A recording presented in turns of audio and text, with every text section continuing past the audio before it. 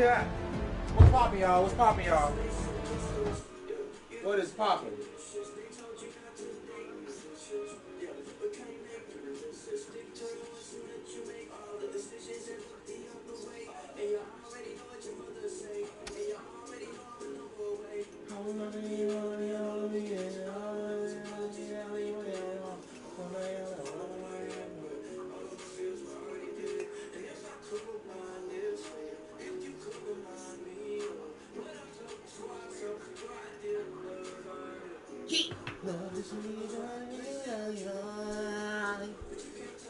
I say, where's my fucking bowl?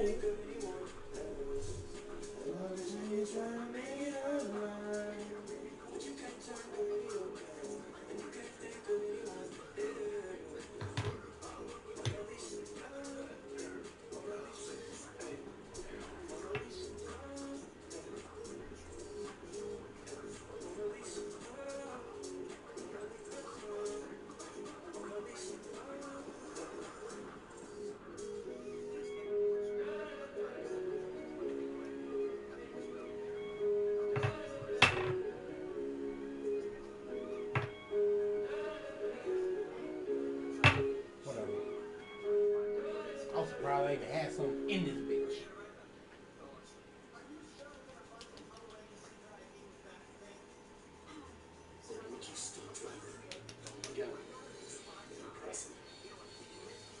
Will prove he's got what it takes in this year's most exciting ESA sales event.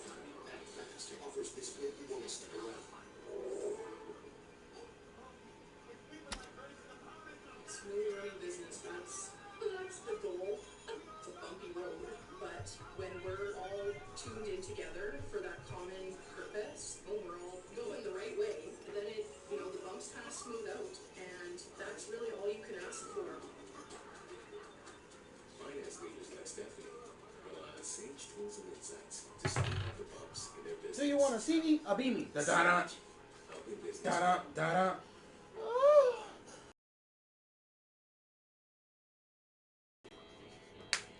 Just gonna put a little one bud in that thing, a little one bud in there.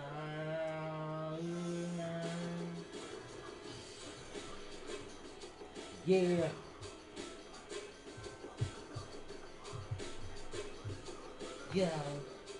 Yo. This is all the end. This is all the end.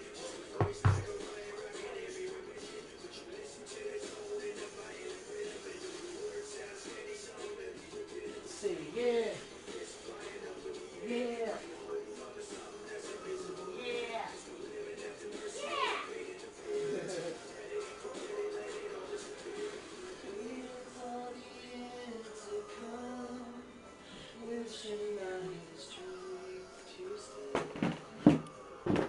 I like how the Green Ranger had his own theme song.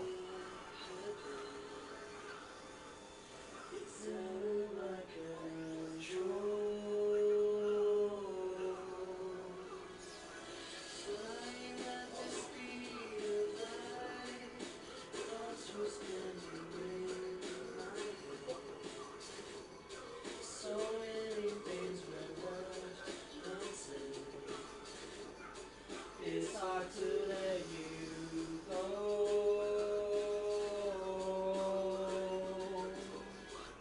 I know what it takes to move on. I know how it feels to love. All I want is holding on, holding on, holding on. Okay, should I keep my phone on the charger or should I bring it? I'm gonna bring it. Take control off the charger too, fuck that. What's going on?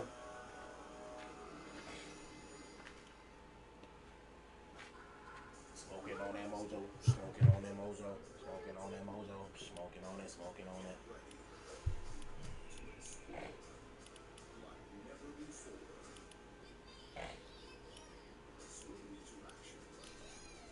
Boy, I want that Lambo so bad, boy. They know they down bad for charging $3,500 for that bitch.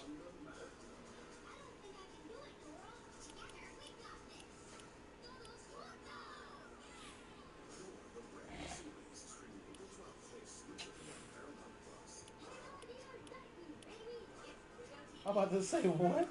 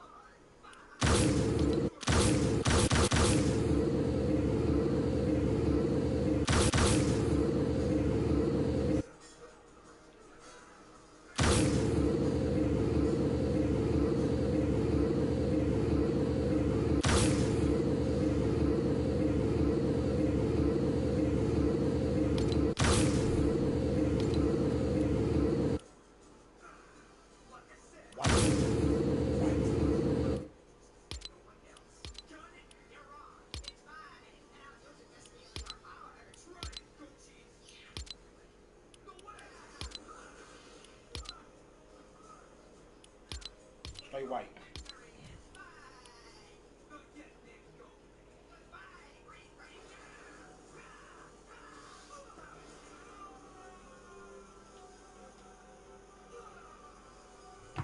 Oh! What's remote? Get off this stupid shit. Yeah!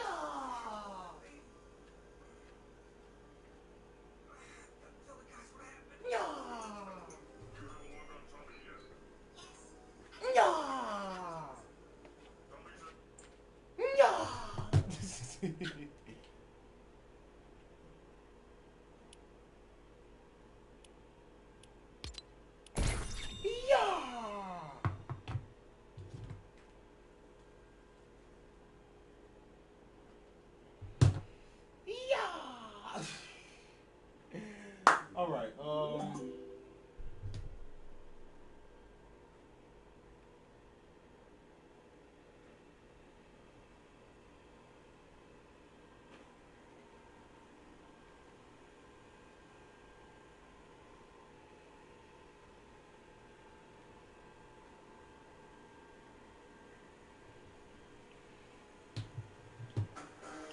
What the fuck?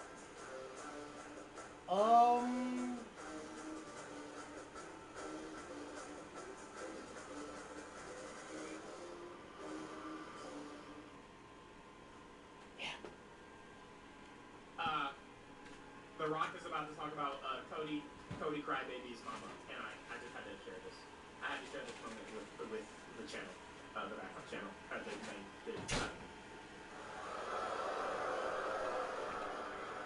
Mama Rhodes. Yeah. The Rock knows that you're watching. The Rock knows you're listening. Yeah. You don't know the Rock, but you're gonna know the Rock. So Mama Rose, let the Rock break it down for you and how WrestleMania is gonna go. Your son Cody took something from me, and I'm gonna make him pay. I'm gonna make your family pay, and I'm gonna make you pay. On WrestleMania Night 1, The Rock and Roman Reigns, we're gonna beat your son and we're gonna beat Seth Rollins, which puts us to Night 2. Bloodline rules, anything goes. Mama Rhodes, The Rock knows that you just can't wait for your son to finish that story.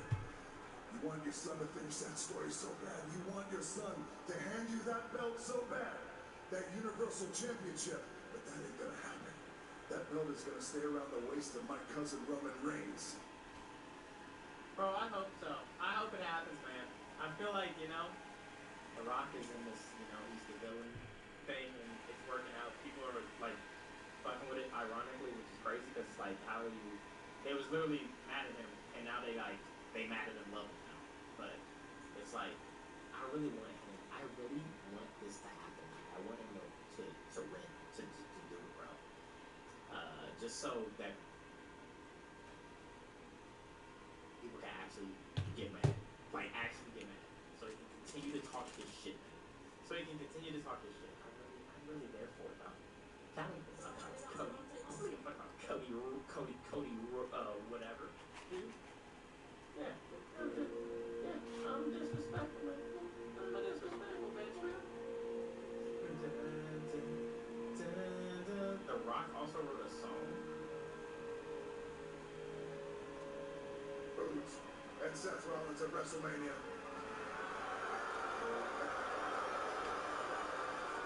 You boys ready? Come on.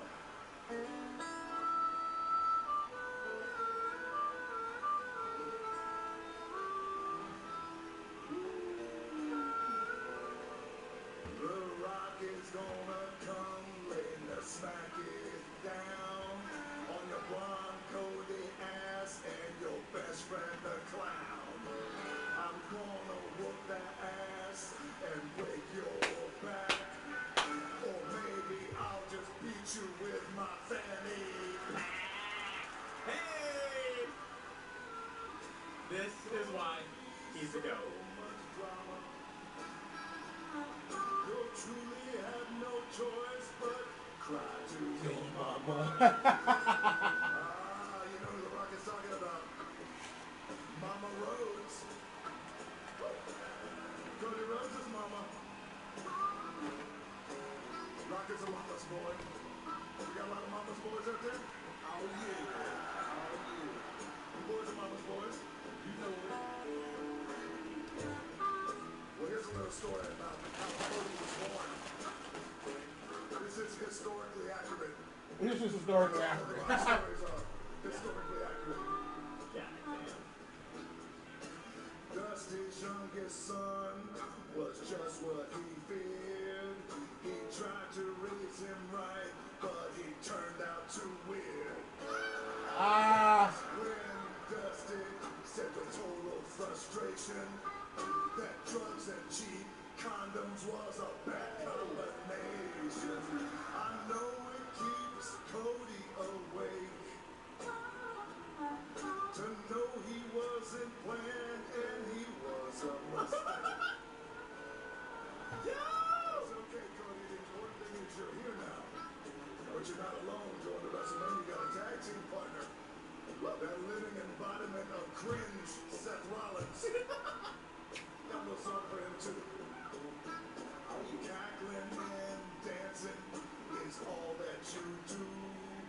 No wonder that your wife's more popular than you. You're so damn desperate to make them all cheer, but The Rock is gonna take that title, disappear. You're simply an embarrassment, son. Just like John Moran when he's waving a gun.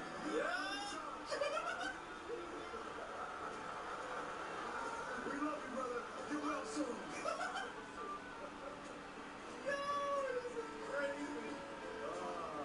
Hey. Well, I think that covers it. We got Cody. We got his family. Yeah. Seth Rollins. I feel like we might be leaving somebody out. Who left out? Take the record. Yes, the Cody Crybaby. Yes! Talk about them bitches! Oh my gosh! He's doing it! Come on, hit him! So entitled, obnoxious and brash. Facts. Some of you have sex, but you have to pay cash. The heroes that bleed and need some stitches. So whine about that, you crybaby bitches.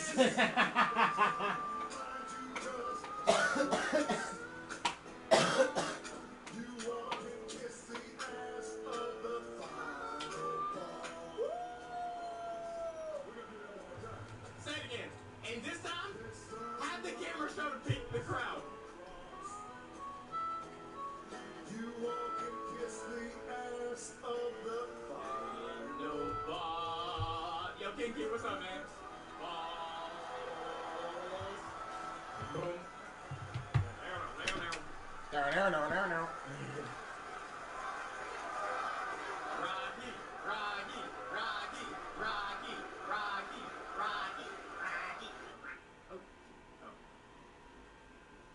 Yeah, see, The Rock single-handedly is reviving wrestling. Shut your stupid dumb ass up. Shut your dumb ass up. Single-handedly reviving wrestling.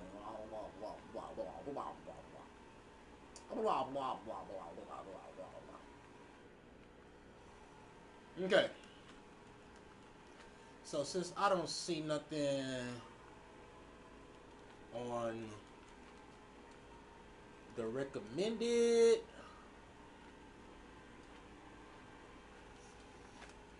all right.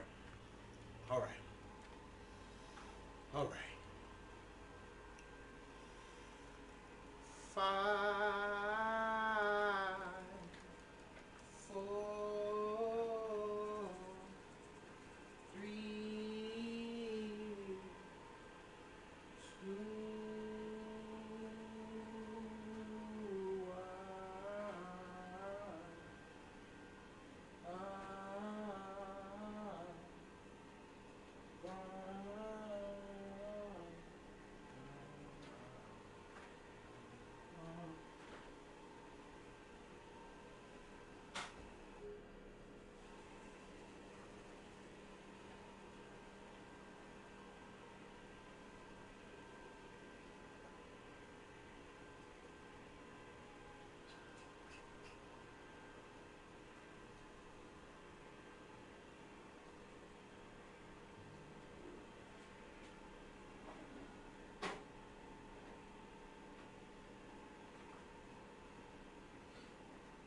Okay, 1, 2, buckle my shoe.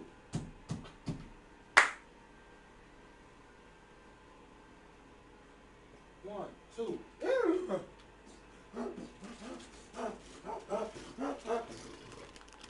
Put this in my area.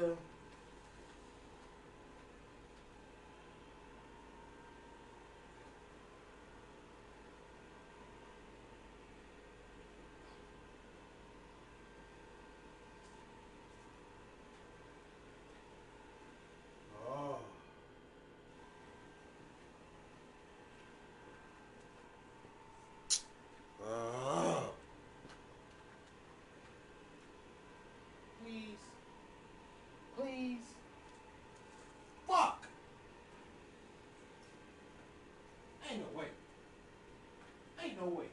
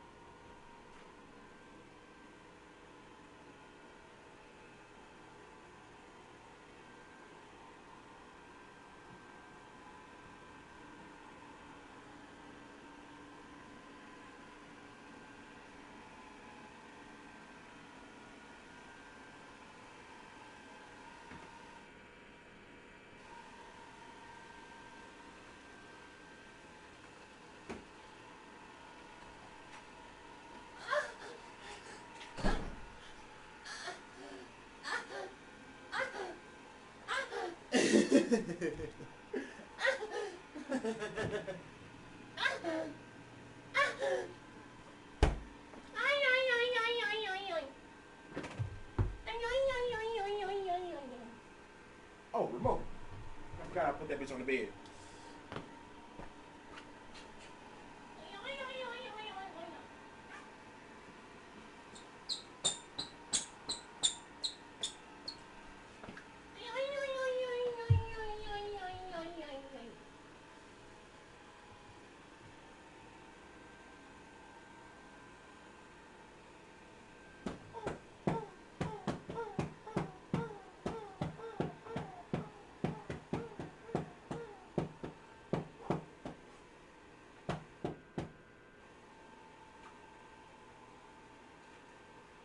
What you trying to do? Blah, blah, blah. What you trying to do? We still haven't watched the Acolyte trailer. I watched it, but like we haven't watched it together. So we're not gonna go that far. We're gonna get to it when we get to it. So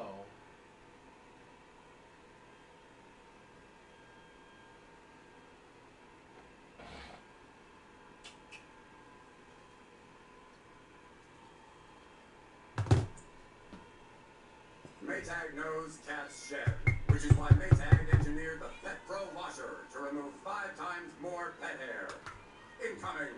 Cats, right? Conquer pet hair like a pro with Maytag. they put y'all on game. This year, I got serious about my taxes. I know what the numbers Sprite for because I had 2 full-time jobs. with vanilla. Lawyering and I've been doing this shit for years, boy. I all my own. haven't felt me yet. Count on me, Mia. I'll file your taxes for you with 100% accuracy guaranteed. I'm too sorry to sign. Make your moves count. Oh, I haven't felt me yet. TurboTax. Let a full-service expert do your taxes for you as soon as today.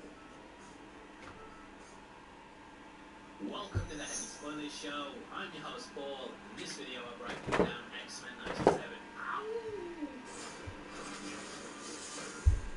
The new series is here, and throughout this we're going to break down the Easter eggs, hidden details and things you might have missed. I've written this to be as newcomer friendly as possible, so hopefully you can enjoy it even if you haven't seen the other 96 X-Men. Hey, Have to say, straight up though, I love these two episodes, and all the worries I had went away as soon as that title screen started. This perfectly manages to recapture the feel of the original show, which started over 30 years ago, 1992.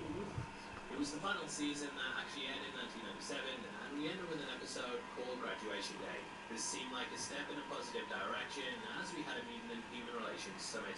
However, things went awry with Henry Garrick, who attacked Professor X with an energy disruptor. This made Charles send out a psychic blast out of his control that caused the audience bigger headaches in my accent. Garrick is someone that we actually meet in the episode, and he's someone who featured in both the movies and comics. Earlier in the show, he had the look that they have here, whereas in Graduation Day, for some reason they changed it. They do alter things in the news report to bring it more in line with that look, and if you place them side by side, you can see how the character designs differ. Garrick was the aide to Senator Kelly in the film, who was revealed to be Mystique early on. Oh, word? Him down for the movie though. See, cause bro, I was just thinking that like, bro, they still using Robert Kelly as the president. So what else did they adapt from this fucking show? This nigga Garrick was in the first X-Men. Crazy. Charles sent out a psychic his control that caused the audience bigger headaches in my accent. Garrick is someone that we actually meet in the episode, and he's someone who featured in both the movies and comics. Earlier in the show, he had the look that they have here, whereas in Graduation Day, for some reason they changed it. They do alter things in the news report to bring it more in line with that look, and if you place them side by side, you can see how the character designs differ. Garrick was the aide to Senator Kelly in the film, who was revealed to be Mystique early on. It kind of the movie though, with him being as Kelly was in the comics. Kelly Days of Future Past, and in the comics he to say. Days of Future Past in the show was where we met Bishop, and we get nods to his time-traveling origins in this new opening. Anyway, totally went off track there, but the X-Men were so desperate that they travelled out to Magneto in order to save Charles. Mutants had been outraged that Charles had been attacked on TV, and worried if it could happen to him there, it could happen to them at home. Magneto was lining up an attack on humanity, but this was halted when he learned what was happening with Charles. Out of respect, he called things up with the angry mutants and went to Charles to amplify his powers. Charles reached out to Lalandra from the Shi'ar Empire, and Magneto jump-starting his abilities awakened him, but he told the X-Men he loved them. I am proud. Proud of you all. My X-Men. Lalandra arrived and took his mind, saying he would survive, but only under Shi'ar care. Charles hinted that he could come back, and thus I think we will see him in the series again. Will he ever come back? Perhaps not in body, my children, but my spirit shall remain among you, where it was always meant to be. Now the change with an Eric, something that Charles clearly knew, as he leaves him in the position of X-Men leader. What he needed out for now, but I actually think he did a good job of it, not being necessary. He did a tiny hint and he takes a breath in his arms.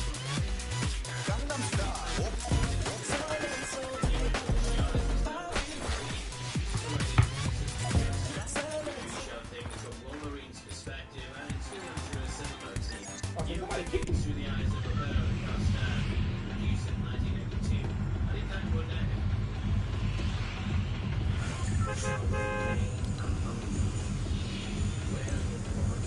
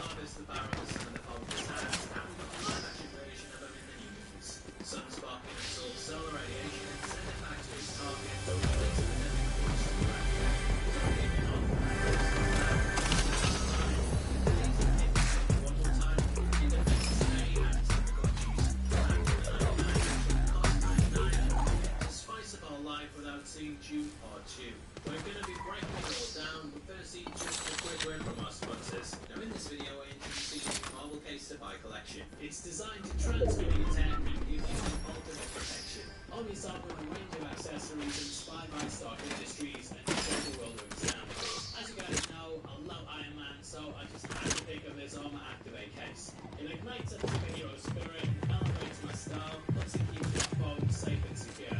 I've also got the snappy ring holder as well, which clips onto my phone, hold it like that, stand it up, works brilliantly. Also had to pick up the 2-in-1 magnetic charging case as well. This looks sleek, stylish and minimalistic on my desk, plus I can just pop it down, drop my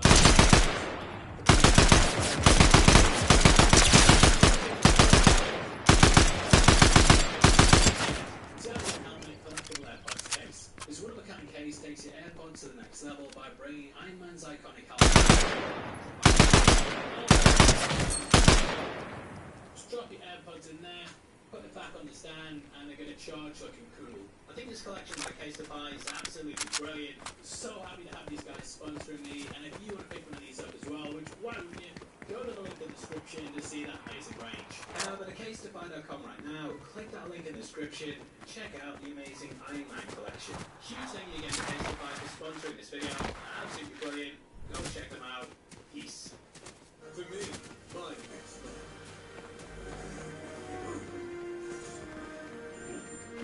Now we begin with the Marvel Animation logo indicating the brand. Here's the deal in the trailer for this show.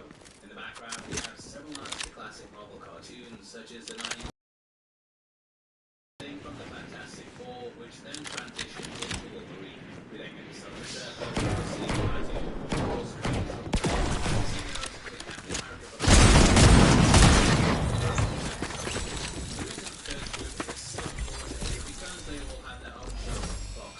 Spider-Man was of course a staple of my 90s childhood, and we also had the Fantastic Four show as well. On top of this, there was the Silver Surfer one. Have several nods to classic Marvel cartoons such as the 1960s Spider-Man. There's also the theme from the Fantastic Four, which then transitions into Wolverine. We then get the Silver Surfer, but we'll see Uatu, who of course comes from What If. This then goes into the Captain America from the Zombie episode, before we see T'Challa from episode 2. And the reason that the first group is so important is because they all had their own shows on the box. Spider-Man was of course a staple of my 90s childhood, but we also had the Fantastic Four show as well. On top of this, there was the Silver Surfer one too, which was actually my favourite at the time. It was the only one you didn't have to get up at 7 AM in the UK to watch, so I bloody loved it. I feel like this is hinting that all these shows are now under the Marvel umbrella, and that we might even get animations with them down the line. We of course now will be exploring the Spider-Man and obviously something with the Fantastic Four as well. From here we transition into the title card, which instantly took me back to my childhood. Perfectly managed to recapture the look and feel. Right foot creep, walking with that heater. Look around, stay low, make sure they don't see you. Catch them bad, walk down, face them with that heater. The devil under your feet, you on your way to see him. Right foot creep, walking with that heater. Look around, stay low, make sure they don't see you. Catch them bad, walk down, face them with that. That's dope. I think that's slave. I really like to watch my recaps, bro. I'm sorry. I'm so sorry. I'm still in the first 5 minutes.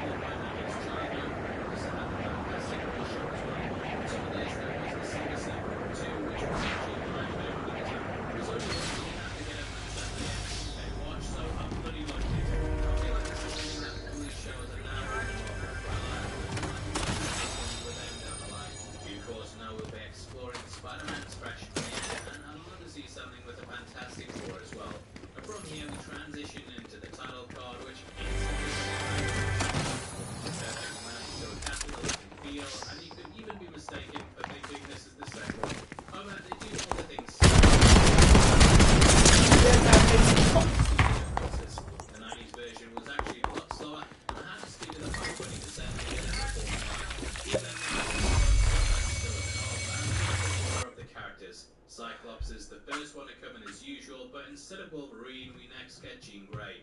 The episode the things slightly, and I placed the cards side by side on screen so you can see the differences. The 90s version was actually a lot slower, and I had to speed it up by 20%. However, they do alter things slightly, and I placed the cards side by side on screen so you can see the differences. The 90s version was actually a lot slower, and I had to speed it up by 20% to get it to fall in line. Even then though, there's some stuff that's still a bit off, and they alter the order of the characters. Cyclops is the first one to come in as usual, but instead of Wolverine, we next get Jean Grey. The episodes are highly built around that pair, so this change up, it does make sense. Jean Grey's headpiece has also been changed too, and there's something slightly different about the character. At the end of episode 2, we start seeing double, and nope, I know your theory, mate, but Cyclops did not fuck Morph. Instead, we'll talk about what's going on there later, but there's a big thing that it pulls from in the comics. Now, Cyclops appears first because he's the leader here, but episode 2 has Magneto showing up before him. This cements him as the #1 Don Donna, who always subscribes and hits the thumbs up. Now, most of the title cards in the intro, they're the same, with us even getting the same action beats too. This includes Rogue throwing that Sentinel, which appears as well. Other new additions coming Morph and Bishop. Later in the teaser, we get a shot of Morph fighting a mysterious villain who we then see reflected in his eye. That is none other than Mr. Sinister, who has big ties in with Morph in the show. Episode 1 had Morph's apparent death, with his causing big fractures in the group. However, Mr. Sinister ended up healing his body, but he basically turned him into a mind-controlled assassin. Morph, however, managed to break free of this programming, and he then returned to the group. During graduation day, he posed as Professor X on the news, and this kept the secret that he was dying. Interestingly, Professor X is used in the intro too, potentially teasing his return down the line. And we also get some changes in the lineup of what I like to call the Civil War shot. I know that was released after this, but it's basically when two sides both run at each other. Now we have Juggernaut, Emma Frost, Lady Deathstrike, Pyro, Mystique, Sabretooth and Avalanche. Originally we had Thunderbird there, but I guess Thunderbirds are going to not show up in the series. So speaking of Ryan Airy, bloody Ryan Airy, and the guy pointed out that it's not actually Thunderbird, it's in fact his brother Warpath. Now technically, Warpath operated as Thunderbird for a while, but that was in the wake of his brother's death, who had the original title. Ryan Airy said that originally he was going to be quite a heavy component of the show, and that they'd have Thunderbird's death like in the original comic. This was going to take place in that very first episode, and it would be the big emotional death instead of it being Morph. However, they realised the optics of killing off the only Native American character would be pretty bad, so they just took him out. I don't want to thank Ryan Airy for that, because he's bloody ruined the video making me. Should call him Ruin Airy. He's ruined the video making me have to put that in, and he's a son of a bitch. Shut the f*** up, Ryan Airy. There's also Yuri Topolov, aka Gargoyle. That's all the changes I could find, but let me know below if you noticed any others. Now we pick up in New York City during 1997. Across the skyline you can catch a somber reminder of the time as we have the Twin Towers. Cut across to Times Square where we have a couple of little Easter eggs. Firstly, there's the sign which says DaCosta, which is a reference to Sunspot. Roberto's the son of a wealthy businessman, which is probably why it wasn't him with the glowing eyes as the kid.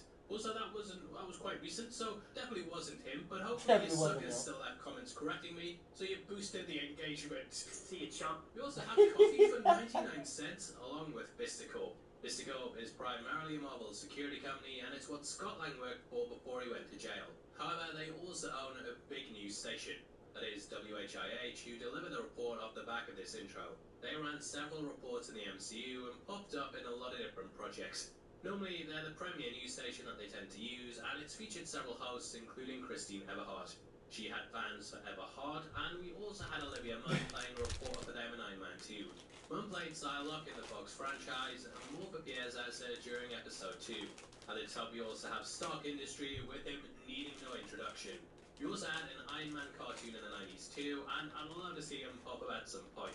Now, as we scan the streets, we see two mutants hiding in an alleyway, with the first of these being Leech. Leech pops up during episode 2, and it was so cool seeing him here. Now, the news report details Xavier's death and recreates a summit from graduation day. Next, we cut to a Friends of Humanity hideout, which is at the Hip Skate Party. In case you don't know, they actually used to follow Robert Kelly and fully believed in his anti-mutant rhetoric. However, after the X-Men saved him from the Master Mold, he decided to become one of their strongest defenders. Thus the Friends turn against him and continue their operations retrofitting Sentinel tech. This reminded me a lot of how the Vulture took Chitauri tech in Spider-Man Homecoming, and they used it to make these sweet Mega Man arms. Outside we see a missing poster on a lamppost, and this might be a figure that you'll recognise. If you don't, then this is the Mutant Marrow, who's also thought to have cameoed in the first Deadpool. At this point, Augusta's pulled out wearing an inhibitor collar, which is similar to the ones that the mutants wore on Genosha. It's also something that appeared in Deadpool 2, and it was used as a way to dull a mutant's abilities. Now their leader is the Executioner, with X being a play on the X gene. He executes a mate, see, it's clever. And in the comics, his real name's called Denty. He's a former FBI agent, and I love the scratch on his face that shows he's gone toe-to-toe with the mutants before. My money's on Sabretooth. If it's not, let me know below, because I did try looking, but couldn't find who that was. Now, at this point, a storm rolls in, literally, and you know what happens to an FOH member when they're struck by lightning? Same thing that happens to everything else. Brother, this guy stinks! Look, it's early in the morning, mate. The material's not up to scratch, and we see his bishop joins to beat that bishop. We then get Cyclops, who unleashes his optic blasts, using it to propel himself backwards.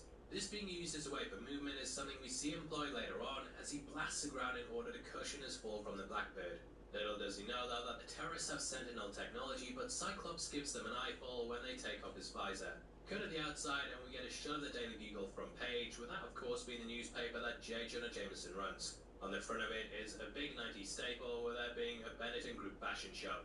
At the back, we can catch Banshee in the yellow coat with his signature black and white stripes. Shoutouts to our editor man for pointing out the girl with the horns is Lynn Lee, and right next to her is what we think is Blink.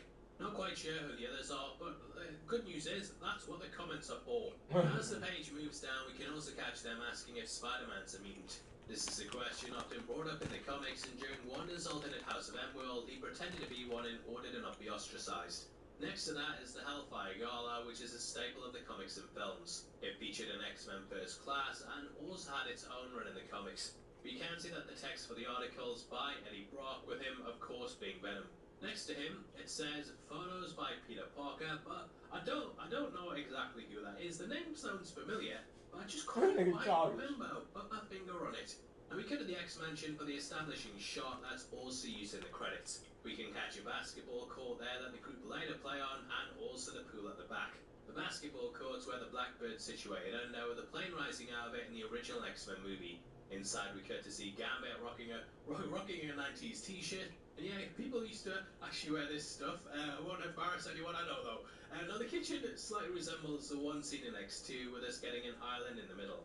Although the marketing for the show have said it picks up the day after season 5 ended, we hear from Rouge that it's been a couple of months. Morph then walks in disguised as Professor X, riffing off when they did it during graduation day. Morph's got his comic accurate look here, with him appearing like a formless bald guy. So it's been a couple months? Oh, now the kitchen slightly resembles the one seen in X2, with us getting an island in the middle. Although the marketing for the show have said it picks up the day after season 5 ended, we hear from Rouge that it... now the kitchen slightly resembles the one seen in X2, with us getting an island in the middle.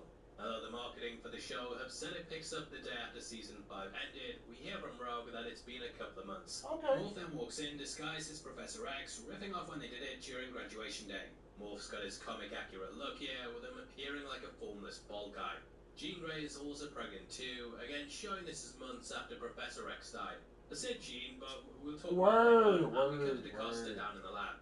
Waking up, this is a scene that's similar to the end of the Marvels, when Monica woke up being studied by the mutant. And that takes us into New Time, hit me theory one more time. Okay, so the creative team have made it abundantly clear in all the marketing that okay, this see? I was just talking about this yesterday. Hit me theory one more time. Okay, so the creative... So, series showrunner Bo DeMayo has confirmed Marvel Studios' X-Men 97 is not canon.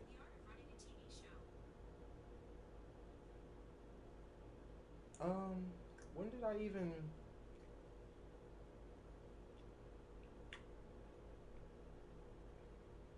Anyways. Yeah. Is not canon to the MCU. X-Men 97 is not canon to the MCU. No matter what they might do down the line, it's not canon to the MCU. And to be honest, I'm glad they confirmed that because now seeing that they got Eddie Brock and Spider-Man, it's like you can make that another universe, but then again, it kind of don't make sense because things supposed to line up sometimes, most of the times. Anyways, but yeah. Quote, we are our own thing. So X-Men 97 is not canon to the MCU. I don't mind that. The team have made it abundantly clear in all the marketing that this isn't part of the MCU. They've said it's off doing its own thing. It's not all connected, and there's nothing tying the two. However, I think that's a fucking lie, and that in the end it'll be revealed that they are. Due to the Stark Industries sign up in Times Square, I actually think that we're learning some things here. Oh. That is going to be the origins of the X-Men shown at the end of the Marvels. Now, I know Charles was brought up in that, but again, I have a feeling that he's going to be back. So I think this is a back to origin story to get us to know them before we see them in live action. Same thing happened with What If, and we learned about a version of Peggy before seeing her in Multiverse of Madness. Anyway, that's it. Theory time. Hit me theory one more time. Josh. Hit me theory one more time. Damn. So if anyone in your family has Louisiana Medicaid or... Anyway, DaCosta waking up here is also similar to how Jubilee woke up in the Night of the Sentinels. The first mutant he comes across is also Beast, who's walking on the ceiling, much like how he was with Jubilee. Now, shout out to him, there's a copy of Animal Farm amongst his books. Always hate when people bring up Animal Farm and talk about how it's political, because it's just cute animals on the farm. It's the same as when people bring up that the X-Men are political as well. It's like, what are you talking about, mate? It's just nice superhero cartoons, you crazy. Now, the book Animal Farm is of course by George Orwell, but it's also joined by one called Jay Lewald. This is a reference to X-Men animated series writer Julia Lewald. Julia wrote the Days of Future Past episode of Season 1, and this could tease to a storyline that's appearing down the line. They also bring up that Bishop's a time traveler, and DaCosta was also kidnapped in his first appearance. The collar from the tech comes from the Days of Future Past universe, and this is what was used to keep the mutants prisoner.